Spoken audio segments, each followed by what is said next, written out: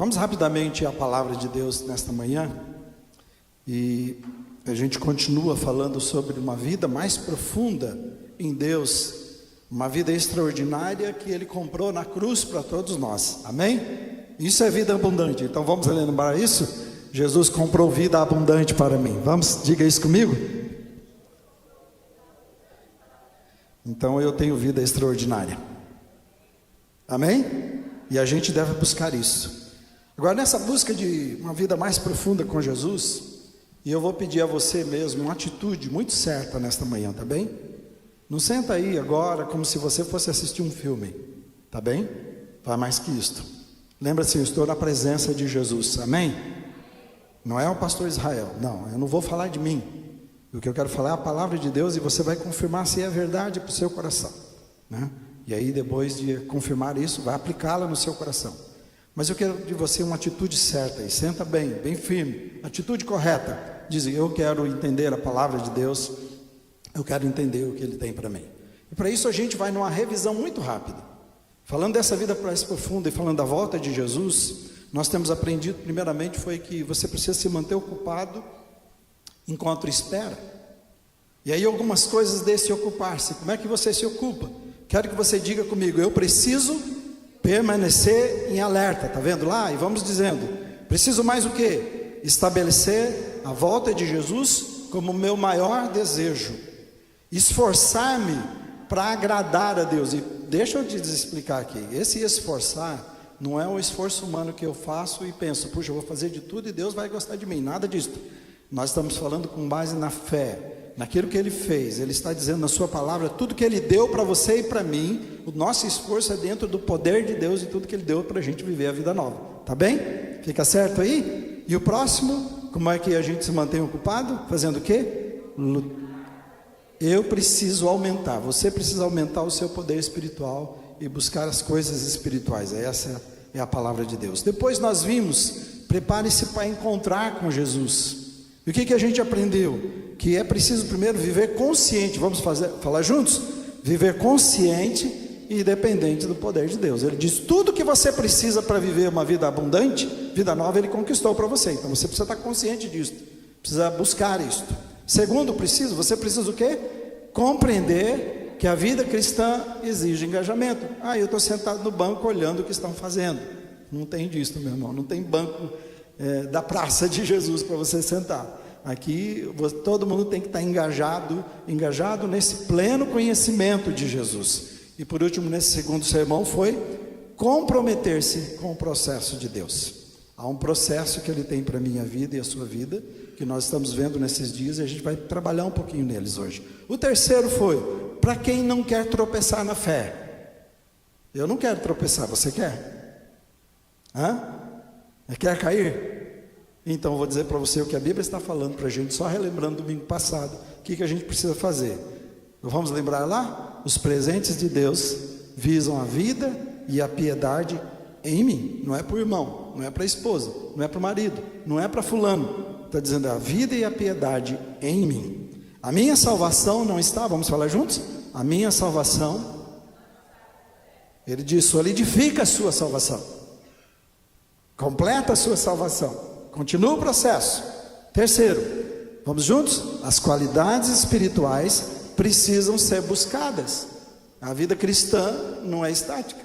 Então eu preciso olhar o que Deus espera de mim, depois da minha experiência com Ele, o que Ele quer para a minha vida. Quarto, é essa lista. Quando fala de qualidades espirituais, Ele está dizendo isto, foi quem o Espírito Santo, foi o Espírito Santo que colocou. E você pode ver que o auge lá é amor, que a gente ainda vai aprender. Deus é amor. Então nos tornar parecido com Jesus é a gente viver uma vida de amor, que é uma coisa que a gente muitas vezes não entende no nosso compromisso, no nosso andar com Jesus. Próximo, é possível, vamos falar juntos comigo? É possível viver uma vida sem ação e sem frutos, uma vida sem sentido, uma vida infrutífera, uma vida que não faz diferença na vida de outras pessoas, mas eu sou crente. Sexto, a falta dessas qualidades espirituais, a falta me torna cego para as coisas de Deus. Quando essas qualidades que nós estamos aprendendo, eu não estou buscando, elas não estão presentes na nossa vida, nem desenvolvendo na nossa vida, elas dizem que nos tornam cegos, nós não conseguimos ver o que Deus... Micael, pede para trocar, por favor, a bateria. Aí nós não conseguimos perceber as revelações, o que Deus tem para o nosso coração. É isso que aconteceu aí. Tá bem? Então, o próximo, vamos lá. Qual é o próximo?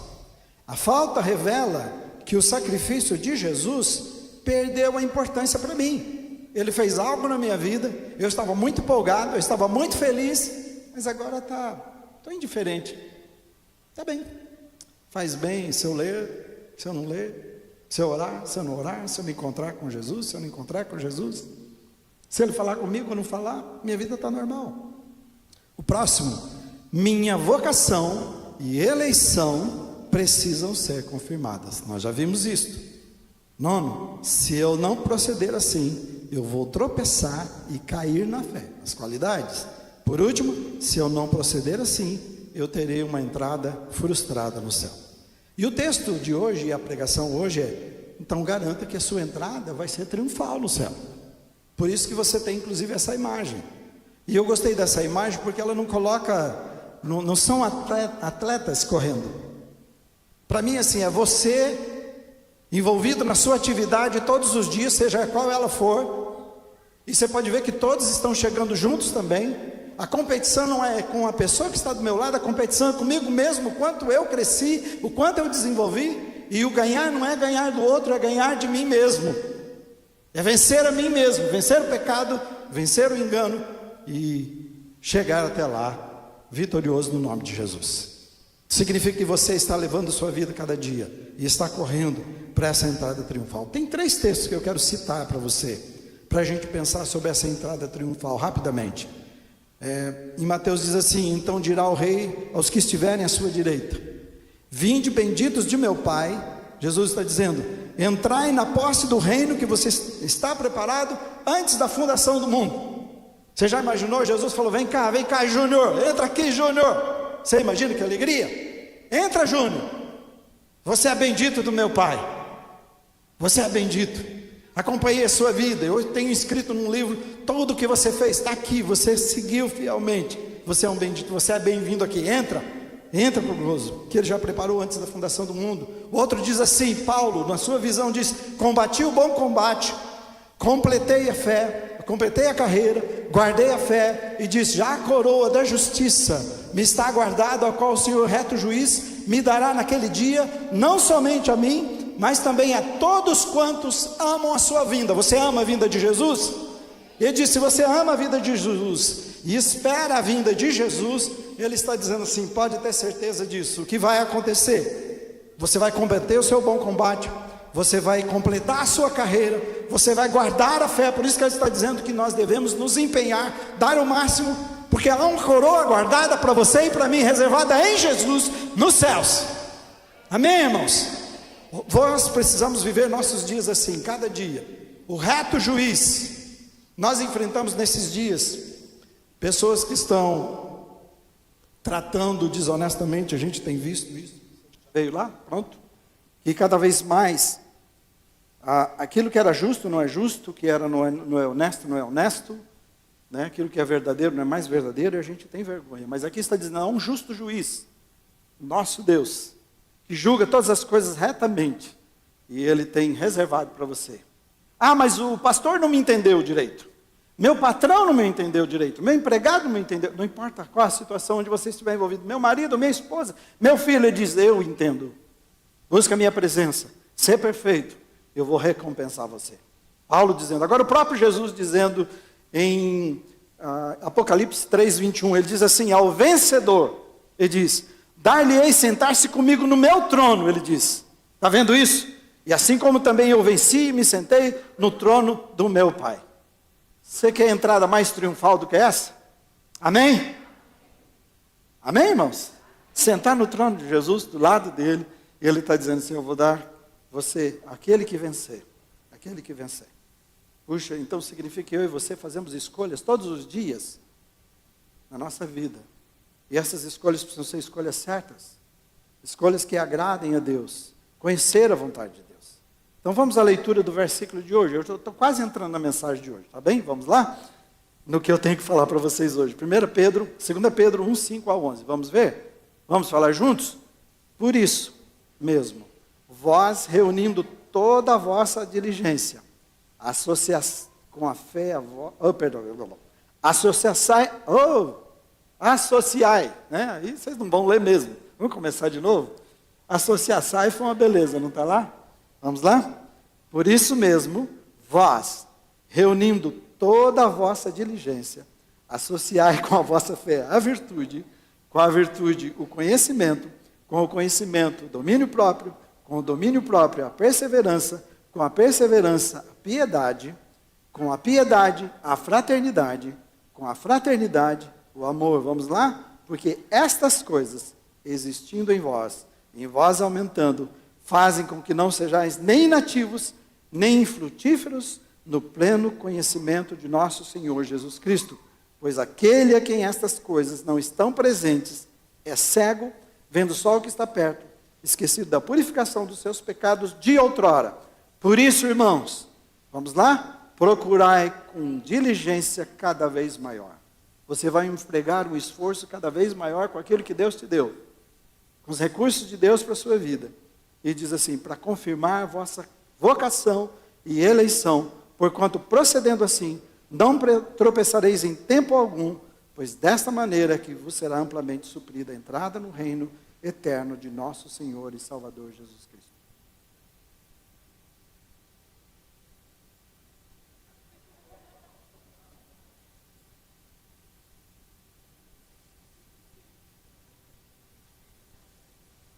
Pois é, mas a minha versão aqui é ARA, que é a revista atualizada da Almeida, e ali está escrito a mesma coisa. Então,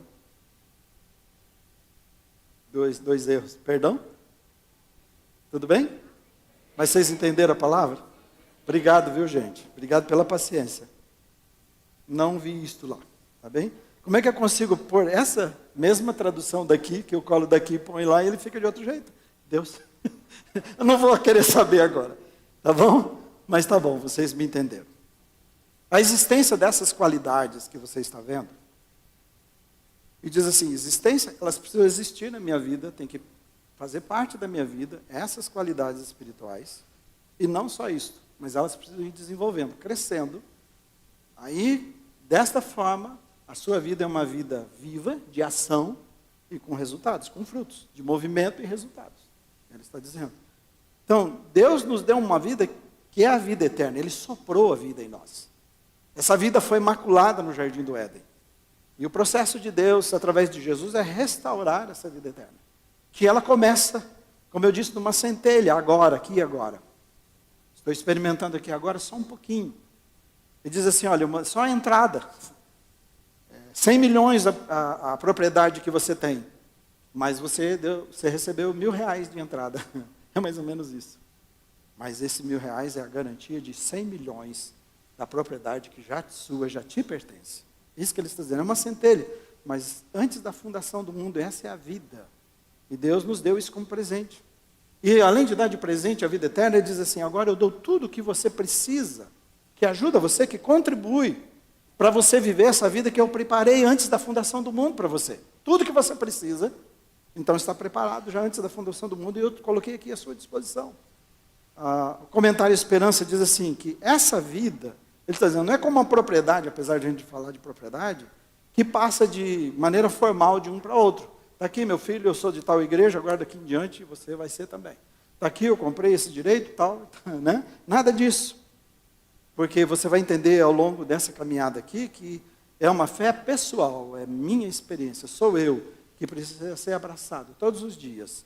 E é através desse conhecimento, esse meu envolvimento com Jesus, que aí eu vou conseguir ter acesso a essa vida que Ele tem para todos nós. Então, todas essas qualidades fazem a gente avançar.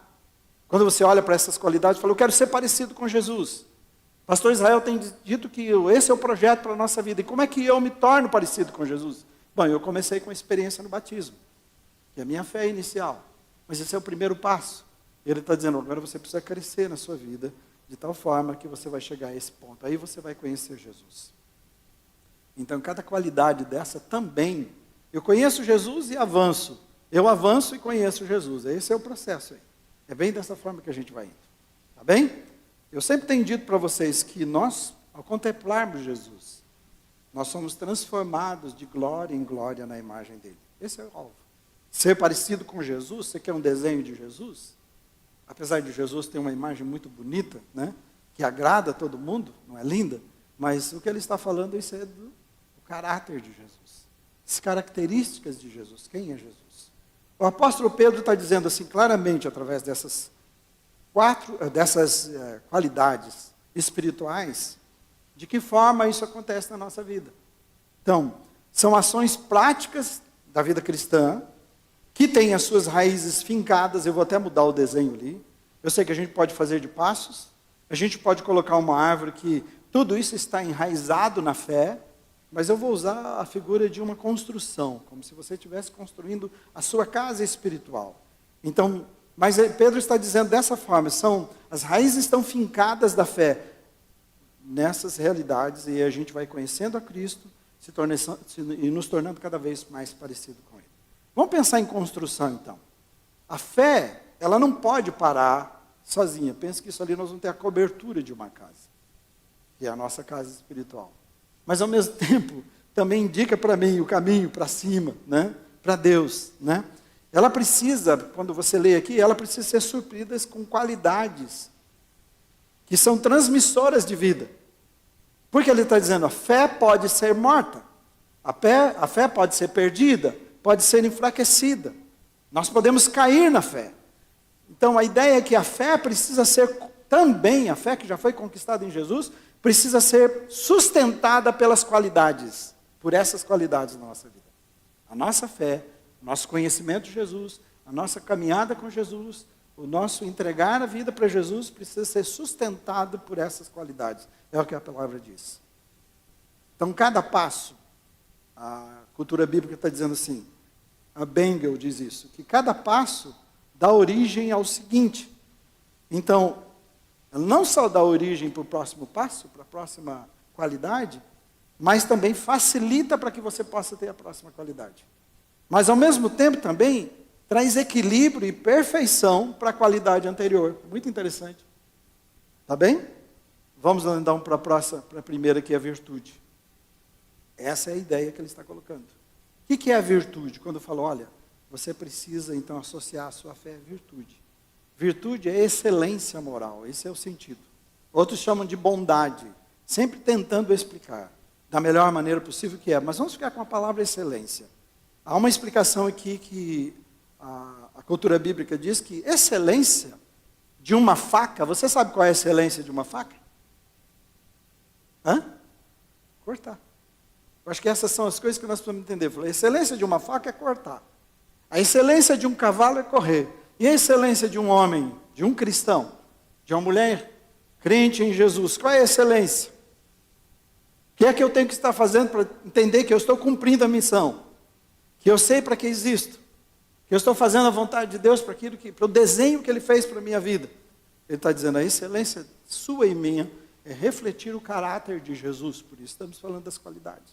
Ser parecido com Jesus. Então a sua vida e a minha devem refletir cada vez mais o caráter atraente de Jesus. E a sua vida será atraente se for assim.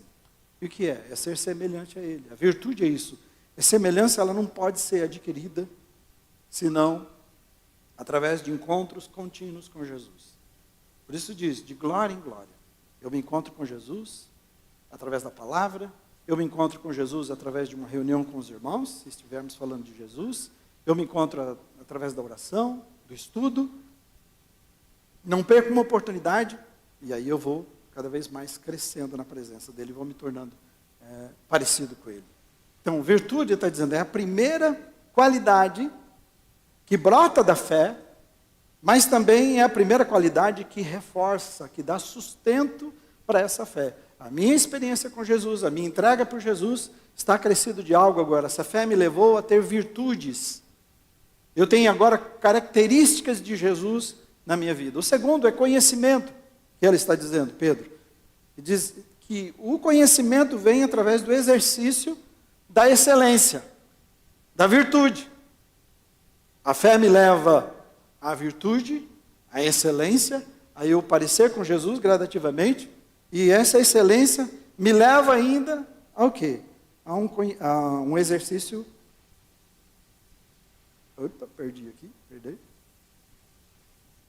Me leva a um conhecimento mais profundo de Jesus. Puxa vida, eu comecei a conhecer algumas coisas. Eu passei a perdoar, a ter paz no meu coração, amor, e reconhecer isso nas pessoas. Puxa, como é diferente ter Jesus. Eu não tenho mais angústias, né? A pessoa que experimentou Jesus na sua vida, nossa, se descortinou algo que eu não vi antes, estou vendo agora. Eu tenho prazer pela palavra, e aí isso te leva onde mais? Puxa, eu quero mais de Jesus. Entende como a virtude te leva ao próximo? Eu quero conhecer mais Jesus. E ele está dizendo, volta lá, conhecimento não é intelectual. O problema é quando você fala assim, vamos ler a Bíblia. Eu tenho um plano de leitura bíblica. Nós precisamos disso. Mas não é isso. Esse conhecimento é chamado de experiências espirituais. Você e eu precisamos nos entregar a experiências espirituais cada dia. Amém? O meu coração, o seu coração, a nossa vida diária, em tudo. O Espírito Santo vai abrindo os nossos olhos, vai abrindo o nosso entendimento. E eu vou vendo mais Jesus, e vou querendo mais de Jesus, eu quero conhecê-lo mais. E conhecer mais significa eu quero me envolver mais. Só que, por que nós precisamos ouvir sobre isso e prestar atenção nisso? Efésios 5 diz assim, para nós não nos tornarmos como insensatos, como loucos. Cuidado, ele diz. E se você quer viver uma vida íntegra mesmo, ele diz, procure compreender qual é a vontade de Deus, qual é a vontade do Senhor para a sua vida. Isso é conhecimento, isso é envolvimento. Então a gente pode ser um crente insensato, raso espiritual, sem conhecimento e sem desejo nenhum por Deus, se a gente deixar. João 7,17 diz assim, se alguém decidir, Jesus disse, fazer a vontade de Deus, se alguém decidir conhecer, se envolver mais, ele diz assim, vai descobrir se o meu ensino vem de Deus, ou se de fato eu falo de mim mesmo. Está dizendo, quanto mais você se aproxima de mim, quanto mais você anda comigo, quanto mais você se relaciona comigo, mais experiências espirituais você vai tendo, e você vai fazendo descobertas na sua vida espiritual. Então esse conhecimento é um conhecimento mais profundo de Jesus. Eu conheço mais, eu sei mais dele. Então, você foi chamado para ter experiências espirituais profundas com Jesus. Amém? Isso é conhecer Jesus. Você conhece Jesus? Como é que está o seu conhecimento? Então fala assim, eu fui chamado para ter experiências espirituais profundas com Jesus. A sua vida vai virar uma vida tão fértil espiritualmente que ao seu redor vai acontecer coisas que jamais você imaginou acontecer. Eu creio nisto. Eu oro por isso. Eu luto por isso. Eu peço isso para a sua vida, começando com a minha vida. Mas como é que isso acontece? Eu preciso me dedicar a andar diariamente em conhecer Jesus. Se eu me dedicar em conhecê-lo e andar com ele, então ele vai fazer revelações sobre ele. Ele vai fazer revelações sobre você, que serão impensáveis para você, que jamais você imaginou. Porque ele diz, quem essas coisas não estão presentes se torna cego para as coisas espirituais. Mas quando elas estão presentes, se descortinam as verdades espirituais para o seu coração. Peço de Deus revelação para o seu coração. E revelações para o seu coração vêm do envolvimento, de conhecimento dele cada vez mais. Aí Pedro diz assim, que o verdadeiro conhecimento, quando você vê aí, leva a algo mais para fortalecer a nossa fé, que é domínio próprio. Você vê que começou com a fé, mas agora nós estamos fortalecendo a nossa fé. A fé que é a base de tudo, que ao mesmo tempo está ali solidificando, ao mesmo tempo ela precisa ser desenvolvida. E ela está sendo desenvolvida dessa forma. Domínio próprio. Domínio próprio é interessante que é autocontrole. Então, eu e você, é interessante que é Pedro quem está falando. Se você vê no meio dos discípulos, houve a maior confusão o tempo todo, muitas vezes. Pedro é um desses. É o cara apressado, que causou algumas situações. E ele é alguém agora que está falando sobre autocontrole. É aprender a nos controlar em tudo. Não é somente sobre vícios. Estou assustado hoje sobre uma coisa. No passado você ficaria com vergonha.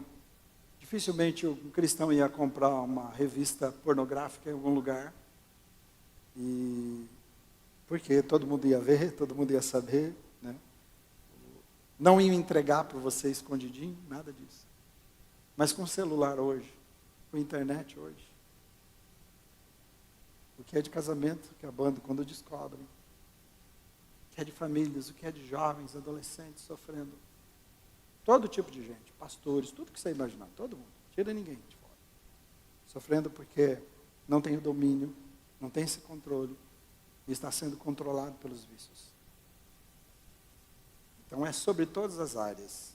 Controle do temperamento, sobre os vícios, sobre o nosso egoísmo. Provérbios 25, 28, Salomão diz o seguinte: como uma cidade derribada, que não tem muros, assim é o homem que não tem domínio próprio, e não tem o controle de si. O Wiersbe comenta, é um comentarista bíblico, diz assim: o poder de Cristo na vida do cristão, e eu gosto demais disso aqui, não se atém apenas a refrear os desejos da carne. Não está chamando você simplesmente, então, domínio próprio, então eu quero controlar. Quero que Deus me ajude a controlar, eu não vou fazer mais, eu prometo que eu vou conseguir. Não, não é disso, ele está falando muito mais que isto. Está falando que foi colocado em você uma nova natureza, a natureza de Cristo em você. Amém? Está dizendo que mais do que controlar as coisas pecaminosas, está dizendo que há uma nova natureza que gera um novo desejo no seu coração por coisas boas e santas. Eu preciso crer nisto. Você precisa crer nisto. E parar de dar desculpa quando Paulo está citando sobre o pecado. Ele falou: eu vejo nos membros outras leis que luta contra a lei de Deus. Então o que eu quero fazer eu não consigo. E o que eu não quero, isso que eu acabo fazendo. Mas ele está explicando o que é o poder do pecado, o poder da lei, o domínio, quando a gente está sob o domínio. Mas graças a Deus que por meio de Jesus, ele diz, e a gente esquece disso, por meio de Jesus nós podemos viver uma vida com novos desejos e controlada, que na verdade eu disse que é interessante sobre esse controle, porque o meu autocontrole entrega o controle para Deus. Eu sou tão controlado que eu entreguei o controle da minha vida para Deus, porque Ele dirige melhor do que eu. Ele sabe o que fazer. Amém? A cultura bíblica comenta ainda que na filosofia moral grega, essa qualidade de domínio próprio tinha um extremo valor, porque significava controlar as paixões ao invés de ser controlado por elas. Então é isso, submissão ao controle de Cristo, domínio próprio, fruto do Espírito que a Bíblia diz. Amém? Vamos para a última de hoje, porque ainda eu continuo na próxima semana com vocês. Isso tudo nos leva então para o próximo passo, que é perseverança. Por que algumas pessoas desistem? Por que algumas pessoas não resistem às situações difíceis da vida? Porque ela teve uma experiência somente de receber Jesus na sua vida, e ela não foi alicerçando a sua fé e fortalecendo a sua fé com essas virtudes. A perseverança, a firmeza está lá, que é o maior teste para a nossa vida, talvez a nossa vida espiritual, porque é o lugar dos embates, né? O lugar das tribulações. Mas se eu não tenho essa base solidificada forte até aí, não tenho virtudes, não tenho conhecimento, nem envolvimento espiritual, não tenho controle interior, não tenho uma força interior me controlando, eu me entrego a tudo.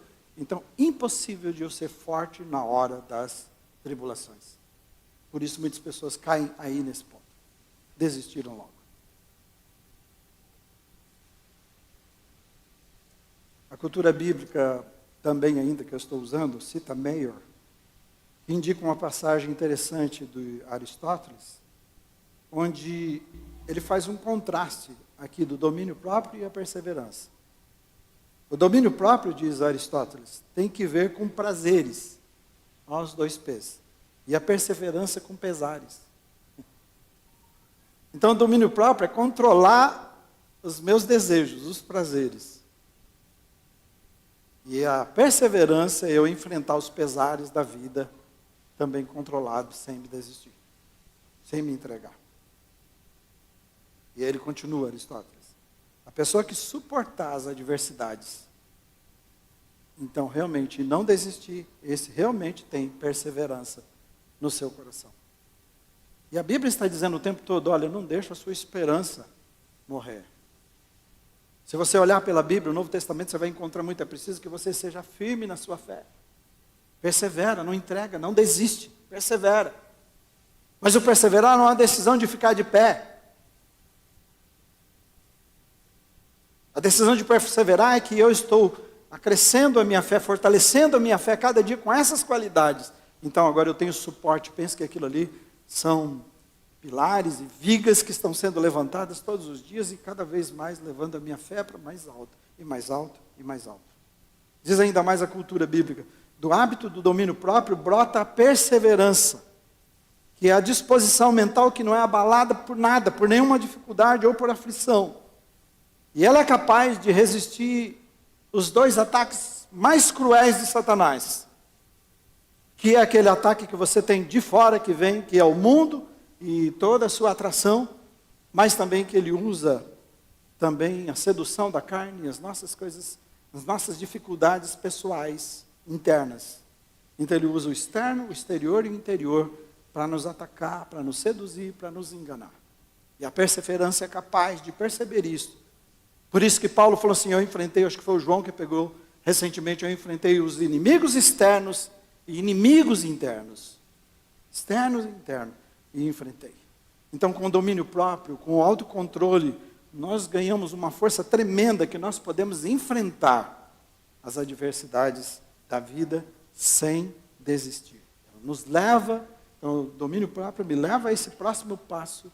Eu já estou tão forte dentro de mim, eu sei dizer não para muitas coisas, todas as coisas, eu sei escolher o que é bom para mim. Eu não sou dominado pelo vício e agora também os problemas e as dificuldades não vão me pegar de calça curta.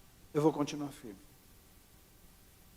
Mas para eu chegar ao ponto de ser firme assim, primeiro, a gente teve que ter autocontrole, domínio próprio. E muita gente não vai conseguir a maioria das coisas que está buscando porque parou aí. Não é só espiritual. Não tem controle. É só veja o que você faz com seu cartão, veja o que você faz com o seu tempo. Só dá uma olhadinha. Né? Então, que leva a gente. Agora, um cristão maduro jamais vai desistir. Essa é a verdade da palavra de Deus. Então, o domínio próprio vai levar a gente para esse nível, próximo nível, que é a perseverança.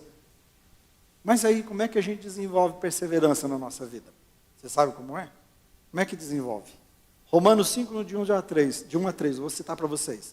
Romanos 5, de 1 a 3, diz assim, tendo sido, pois, justificados pela fé, olha a fé onde tudo começou, nós temos paz com Deus por meio do nosso Senhor Jesus Cristo, por meio de quem obtivemos acesso pela fé, de novo, a esta graça, na qual agora estamos firmes, e nos gloriamos na esperança da glória de Deus. Olha o versículo 3. Não só isso, mas também nos gloriamos nas tribulações. Porque sabemos que a tribulação produz perseverança. Onde é que a perseverança e a firmeza do seu coração é desenvolvida? No deserto. Nos embates da vida. No deserto que eu digo, nas privações. Nos lugares mais difíceis, nos momentos mais difíceis da sua vida.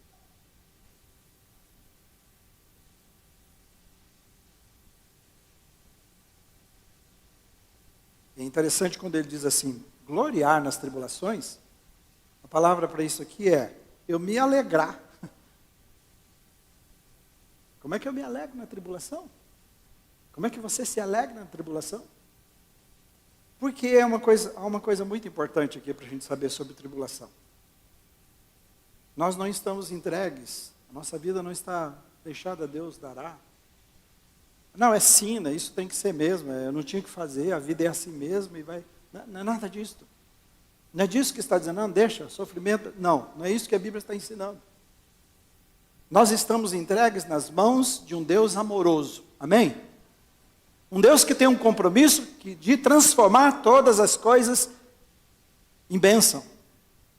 Ele diz assim: eu vou fazer que todas as coisas, pega a coisa pior que você está passando nesse momento. Ele diz assim: estou querendo ensinar perseverança a você. Estou querendo dar a você uma vida espiritual firme. Você pode reclamar, você pode correr, você pode desistir, ou você pode encarar e dizer: me ensina, Senhor, eu quero aprender com isso. Me ensina a ser firme, perseverante. Então ninguém vai ganhar perseverança dormindo em casa. Vai ter que levantar de manhã, fazer exercício, alimentar-se corretamente, né? Você entende o que eu estou dizendo? Para perder o peso espiritual, se não tem jeito, meu filho. Tá certo? Misericórdia, não é?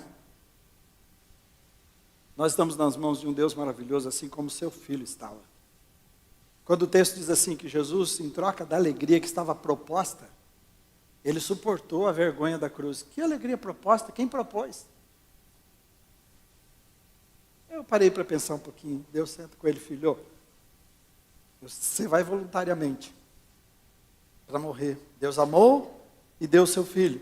O filho nos amou e se entregou por nós. Ele falou: deixa eu te dizer uma coisa, vai ser a coisa... Não tem explicação para você, né, usando minhas palavras, da dor que você vai sentir quando eu despejar todo o meu ódio e a minha raiva sobre o pecado que estará sobre você. Vamos nos separar, vai ser duro demais para você. Mas eu tenho uma promessa para você.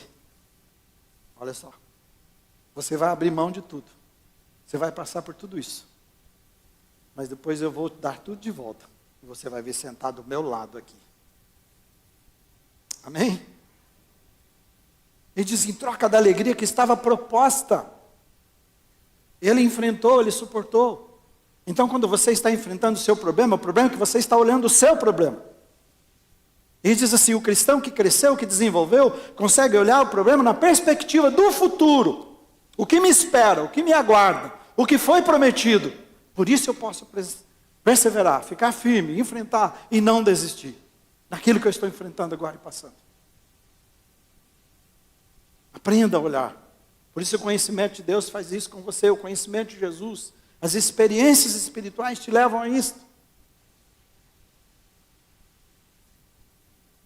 Uma vida mais profunda. O pessoal do louvor pode subir, da música pode subir. Quero que você concentre a atenção aqui, por favor. Então vamos pensar assim, resumindo isso rapidamente, até aqui. Lembra que são 7 qualidades, eu fui até a 4ª. A fé é o princípio da nossa caminhada com Jesus. Começa com isso. Com a presença de Jesus nos nossos corações, através do Espírito Santo. Aí, por causa disso, ele começa a mostrar coisas para mim, mostrar quem ele é, logo nesse início. E aí eu começo a olhar as suas virtudes e eu quero essa bondade dele para a minha vida. Eu quero essa excelência moral para a minha vida. Eu quero mais. Aí o caráter de Jesus vai sendo formado em mim, formado em você cada dia. As virtudes vão me fortalecendo e eu vou me aprofundando no conhecimento agora. Quero mais de Jesus. Quero saber mais do que ele tem para mim. Eu quero que ele fale mais, eu desejo mais. Vou me aprofundando. Eu vou ter experiências espirituais. Ele vai fazer revelações para o meu coração. De quem eu sou, de quem ele é, de quem eu preciso ser. É isso que ele vai fazer comigo e você. Aí com o conhecimento que eu tenho, com essas experiências espirituais, eu sou levado a ter autocontrole agora. Eu não estou entregue mais, não sou dominado mais. Eu tenho o domínio das coisas da minha vida. Na verdade, eu entreguei o controle da minha vida. Que diz que quem é dirigido pelo Espírito, então está sob o poder do Espírito. Quem tem o Espírito e deixa a sua vida dirigida, ser dirigido por ele, está sob o controle de Deus. Esse controle vai controlar o quê? As nossas paixões, ao invés de elas controlarem a gente. Com o autocontrole eu vou ter uma força tão grande interna, que eu vou passar para o próximo nível, que é a perseverança. E eu vou me tornar um crente inabalável. Amém? Amém, irmãos? Amém. Um crente com uma vida cristã inabalável. As tribulações vêm. E eu sei que, antes de tudo, há a presença do meu Deus, o meu Senhor comigo, que me ama. E que tem o melhor para mim. e que não vai me deixar só, que sabe o limite. Ele diz assim: eu não vou deixar que nada venha além das suas forças. Você até onde pode ir na sua vida?